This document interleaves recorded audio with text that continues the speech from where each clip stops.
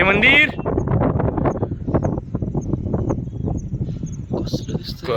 weather बघ ना बाजूचं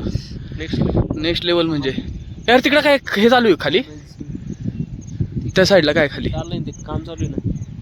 बोगदा बोगदाच आहे का अरे भाई इथून लईच नाद दिसतंय रे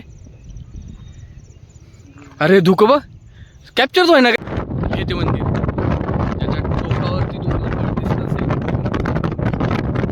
टोकापर्यंत आपण गेलो होतो त्याचा पूर्ण रूट चढायचं कसं ते तुम्हाला माहिती दाखवेल येस